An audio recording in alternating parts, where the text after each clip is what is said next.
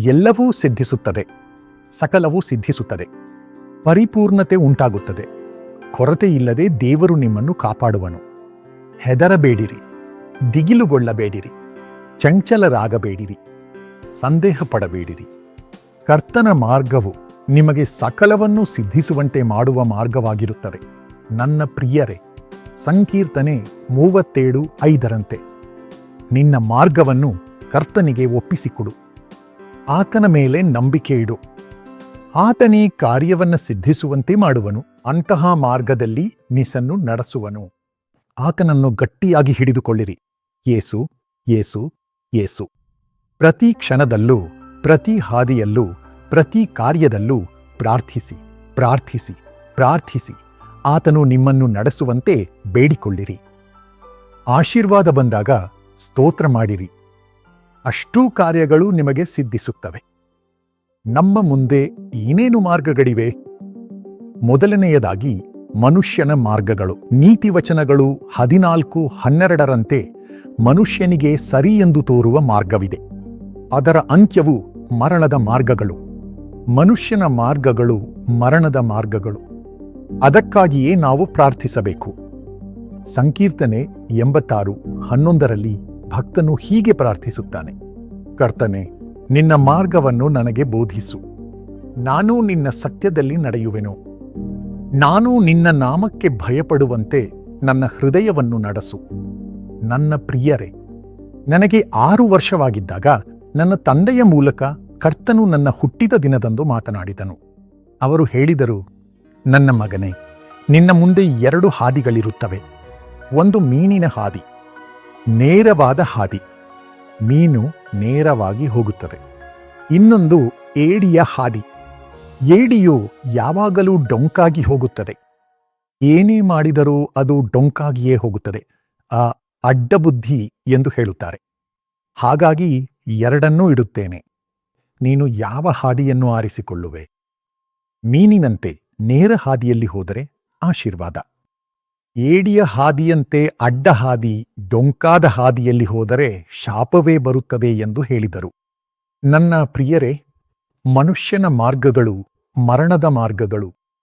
ಆದರೆ ಕರ್ತನ ಕಡೆಗೆ ನಾವು ಪ್ರತಿದಿನವೂ, ಪ್ರತಿ ಕ್ಷಣವೂ ಪ್ರಾರ್ಥಿಸುವಾಗ ಆತನಿಗೆ ಭಯಪಡುವಂತೆ ಮಾಡಿ, ಸತ್ಯದಲ್ಲಿ ನಡೆಯುವಂತೆ ಮಾಡಿ, ಜೀವನವನ್ನು ಕೊಡುವ ಹಾದಿಯಲ್ಲಿ ನಡೆಸುತ್ತಾರೆ.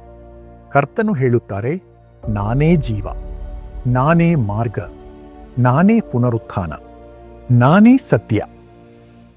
ಆ ಕೃಪೆಯನ್ನು ಕರ್ತನು ನಿಮಗೆ ನೀಡಲಿ. ಮೊದಲನೆಯದಾಗಿ, ಕರ್ತನ ಮಾರ್ಗವು ಪವಿತ್ರ ಮಾರ್ಗ.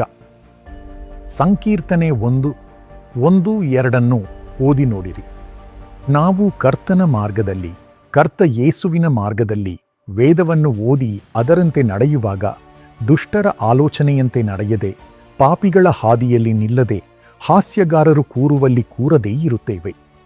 ಅದು ನಮ್ಮನ್ನು ರಕ್ಷಿಸುತ್ತದೆ. ಆಗ ಮರಣದ ಮಾರ್ಗಗಳು ನಮ್ಮ ಜೀವನಕ್ಕೆ ಬರುವುದಿಲ್ಲ. ಎರಡನೆಯದಾಗಿ, ದೇವರು ನಮಗೆ ಜ್ಞಾನದ ಮಾರ್ಗವನ್ನು ನೀಡುತ್ತಾನೆ. ಜ್ಞಾನದ ಮಾರ್ಗವನ್ನು ನಿನಗೆ ಬೋಧಿಸಿದ್ದೇನೆ ಎಂದು ನಾವು ಜ್ಞಾನೋಕ್ತಿ 4:11 ಓದುತ್ತೇವೆ. ಅದು ನೇರವಾದ ಮಾರ್ಗವಾಗಿದೆ. ಇದಕ್ಕೆ ದಾರಿ ಯಾವುದು? ಕೀರ್ತನೆ 32:8 ಪ್ರಕಾರ, ದೇವರು ತನ್ನ ಕಣ್ಣುಗಳನ್ನು ನಿಮ್ಮ ಮೇಲಿಟ್ಟು ನೀವು ನಡೆಯಬೇಕಾದ ದಾರಿಯಲ್ಲಿ ನಿಮಗೆ ಬೋಧಿಸಿ ಬೋಧಿಸಿ ಬೋಧಿಸಿ ಸಲಹೆ ನೀಡಿ ನಡೆಸುತ್ತಾನೆ. ಆತನ ಧ್ವನಿಯು ನಮ್ಮ ಹೃದಯದಲ್ಲಿ ಕೇಳಿಸುತ್ತದೆ. ದಾರಿ ಇದೆ, ಇದರಲ್ಲಿ ನಡೆ ನಡೆ ನಡೆ ಎಂದು ನಾವು ಅದರಲ್ಲಿ ನಡೆಯುತ್ತೇವೆ. ನಾವು ದೇವರ ಆಶೀರ್ವಾದವನ್ನು ಪಡೆದುಕೊಳ್ಳುತ್ತೇವೆ. ಯೇಸು ನಮಗಾಗಿ ಇಟ್ಟಿರುವ ಆಶೀರ್ವಾದ, ಯೇಸು ಗಳಿಸಿದ ಆಶೀರ್ವಾದ ನಮಗೆ ಸಿಗುತ್ತದೆ. ಈ ಜ್ಞಾನದ ಮಾರ್ಗದಲ್ಲಿ ನಡೆಯಲು ದೇವರು ನಿಮಗೆ ಸಹಾಯ ಮಾಡಲಿ. ಮೂರನೆಯದಾಗಿ, ಶಿಸ್ತಿನ ಮಾರ್ಗ. ಜ್ಞಾನೋಕ್ತಿ 10:17 ಓದಿ ನೋಡಿ. ಬುದ್ಧಿವಾದವನ್ನು ಅಂದರೆ ಅಡ್ವೈಸ್ ಅನ್ನು ಪಾಲಿಸುವವನು ಅಥವಾ ಪಾಲಿಸುವವಳು ಜೀವದ ಮಾರ್ಗದಲ್ಲಿ ಇರುತ್ತಾರೆ. ತಿದ್ದುವಿಕೆಯನ್ನು ದ್ವೇಷಿಸುವವನು ದಾರಿ ತಪ್ಪುತ್ತಾನೆ. ಯಾರಾದರೂ ತಿದ್ದಿದರೆ ಈಗ ಎಲ್ಲರಿಗೂ ಕೋಪ ಬರುತ್ತದೆ. ನನ್ನ ದಾರಿಯಲ್ಲಿ ನಾನು ಹೋಗ್ತೇನೆ. ನನಗೊಂದು ಐಡೆಂಟಿಟಿ ಇದೆ. ನಾನು ಯೋಜಿಸಿದ್ದನ್ನು ನಾನು ಸಾಧಿಸುತ್ತೇನೆ. ನಾನು ನನ್ನ ಇಷ್ಟದಂತೆ ಮಲಗುತ್ತೇನೆ. ಬೆಳಿಗ್ಗೆ ಯಾವಾಗ ಬೇಕಾದರೂ ಏಳ್ತೇನೆ, ರಾತ್ರಿಯೆಲ್ಲ ಎಚ್ಚರವಾಗಿರುತ್ತೇನೆ. ನಾನು ಏನನ್ನು ಬೇಕಾದರೂ ನೋಡುತ್ತೇನೆ. ಹೀಗೆ ನಡೆಯುವ ದಾರಿ. ಅವರಿಗೆ ಶಿಸ್ತಿನ ಮಾರ್ಗವನ್ನು ಕಲಿಸಿದಾಗ ಅವರು ಅದನ್ನು ದ್ವೇಷಿಸುತ್ತಾರೆ. ತಿದ್ದುವಿಕೆಯನ್ನು ದ್ವೇಷಿಸುವವರು ದಾರಿ ತಪ್ಪುತ್ತಾರೆ. ದಾರಿ ತಪ್ಪುತ್ತಾರೆ. ನೀವು ಯಾಕೆ ದಾರಿ ತಪ್ಪಬೇಕು? ಬುದ್ಧಿವಾದಗಳನ್ನು ಪಾಲಿಸಿ ಜೀವದ ಮಾರ್ಗದಲ್ಲಿ ನಡೆಯಿರಿ. ಯಾವಾಗಲೂ ಎಲ್ಲರ ಬಳಿ ಸಲಹೆ ಕೇಳಿ. ದೇವರು ನಡೆಸುತ್ತಾನೆ.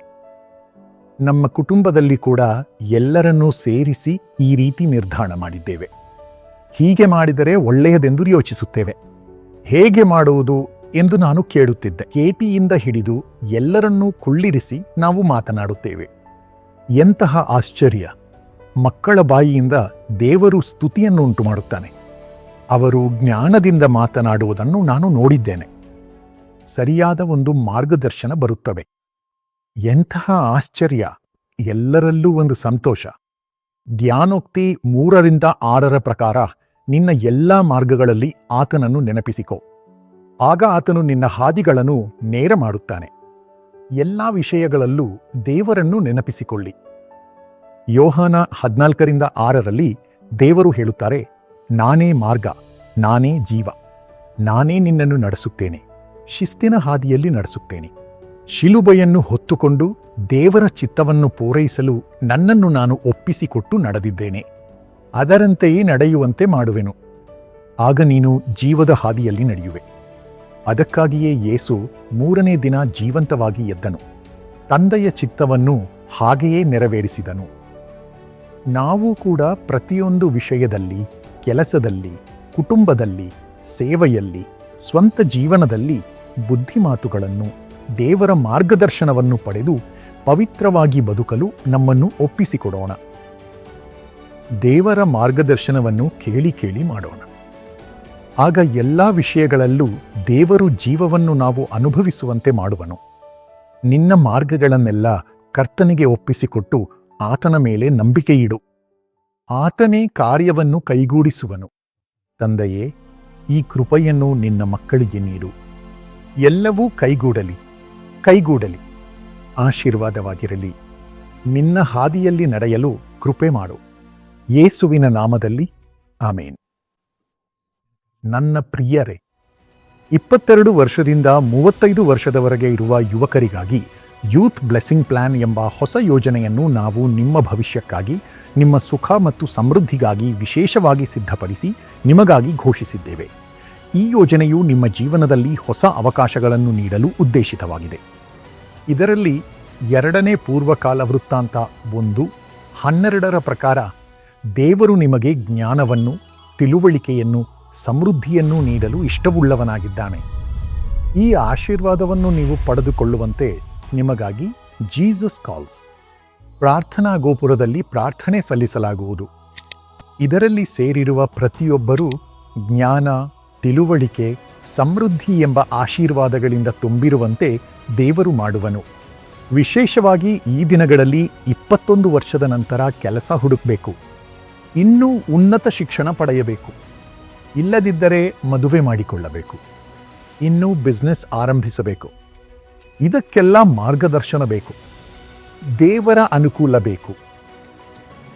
ಕೆಲವರಿಗೆ ಮದುವೆಯಾದ ನಂತರ ಹಲವು ರೀತಿಯ ಸಂಕಷ್ಟಗಳು ಬರುತ್ತವೆ.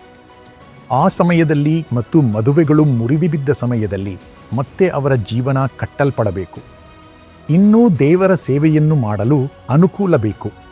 ಇದಕ್ಕೆಲ್ಲ ಯುವ ಆಶೀರ್ವಾದ ಯೋಜನೆಯಲ್ಲಿ ನೀವು ಸೇರಿಕೊಳ್ಳುವಂತೆ ನಿಮ್ಮನ್ನು ಪ್ರೀತಿಯಿಂದ ಕೇಳಿಕೊಳ್ಳುತ್ತೇನೆ. ನಿಮಗೋಸ್ಕರ ಪ್ರಾರ್ಥನೆ ಮಾಡಬೇಕೆಂದು ಬಯಸುತ್ತೇವೆ. ನೀವು ನಿಮ್ಮ ಕಾಣಿಕೆಯ ಮೂಲಕ ಯು-ಟರ್ನ್ ಸೇವೆಯನ್ನು ಬೆಂಬಲಿಸಬಹುದು. ಯುವಕರಿಗಾಗಿ ನಾವು ಮಾಡುವ ಸೇವೆ. ಎಷ್ಟೋ ಲಕ್ಷ ಜನರಿಗೆ ಸೋಷಿಯಲ್ ಮೀಡಿಯಾ ಮೂಲಕ ಪ್ರತಿದಿನ ದೇವರ ವಾಕ್ಯ ತಲುಪುತ್ತಿದೆ. ಸ್ಪೆಷಲ್ ಪ್ರೋಗ್ರಾಮಿಂಗ್ ಮಾಡುತ್ತಿವೆ. ಇದಕ್ಕಾಗಿ ಪ್ರೊಡಕ್ಷನ್ಸ್ ಮಾಡಬೇಕಾಗಿರುತ್ತದೆ. ದೊಡ್ಡ ತಂಡ ರಚನೆಯಾಗಿದೆ. ಎಷ್ಟೋ ಲಕ್ಷ ಖರ್ಚು ಮಾಡಲಾಗುತ್ತಿದೆ. ಈ ಯು-ಟರ್ನ್ ಸೇವೆಯನ್ನು ನೀವು ಬೆಂಬಲಿಸುವಿರಿ. ನಾವು ಯುವ ಜನರಿಗೆ ಉಚಿತವಾಗಿ ಸೇವೆ ಮಾಡುತ್ತಿದ್ದೇವೆ. ಯುವ ಜನರ ಸಭೆಗಳು ನಡೆಯುತ್ತಿವೆ. ಯುವ ಜನರ ಕಾರ್ಯಕ್ರಮಗಳು ನಡೆಯುತ್ತಿವೆ.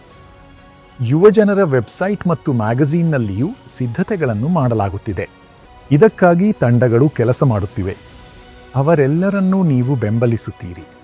ಇದರ ಪ್ರತಿಫಲವನ್ನು ಕರ್ತನು ನಿಮಗೆ 100ರಷ್ಟು ನೀಡಿ ನಿಮ್ಮ ಭವಿಷ್ಯವನ್ನು ದೃಢವಾಗಿ ಸ್ಥಾಪಿಸಿ ಆತನೊಂದಿಗೆ ನಿಮ್ಮನ್ನು ಸೇರಿಸಿ ಉನ್ನತ ಸ್ಥಾನಗಳಿಗೆ ಏರುವಂತೆ ದೇವರು ನಿಮ್ಮನ್ನು ಆಶೀರ್ವದಿಸುತ್ತಾರೆ. ಅದರೊಂದಿಗೆ ನಿಮಗಾಗಿ ವಿಶೇಷವಾಗಿ ಪ್ರಾರ್ಥನೆ ಮಾಡಲಾಗುವುದು.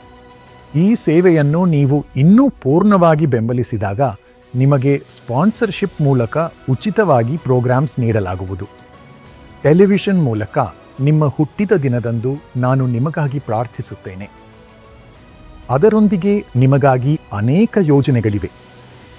ಮುಖ್ಯವಾಗಿ ಯೇಸುವಿನೊಂದಿಗೆ ಸೇರಿ ಈ ಯೌವನದಲ್ಲಿ ನೀವು ದೇವರ ಚಿತ್ತವನ್ನು ನೆರವೇರಿಸಿ ಉನ್ನತ ಸ್ಥಾನಗಳಿಗೆ ಏರುತ್ತೀರಿ. ಕೋಟಿಗಟ್ಟಲೆ ಜನರಿಗೆ ನೀವು ಆಶೀರ್ವಾದವಾಗುತ್ತೀರಿ. ಹಿಂದೆ ಯೂತ್ ಬ್ಲೆಸ್ಸಿಂಗ್ ಪ್ಲಾನ್ ಪಾಲುದಾರರಾಗಿ. ಯುವಜನರ ಆಶೀರ್ವಾದ ಯೋಜನೆ. ಇದರಲ್ಲಿ ಸೇರಿರುವ ಪ್ರತಿಯೊಬ್ಬರನ್ನು ದೇವರು ಆಶೀರ್ವದಿಸಲಿ.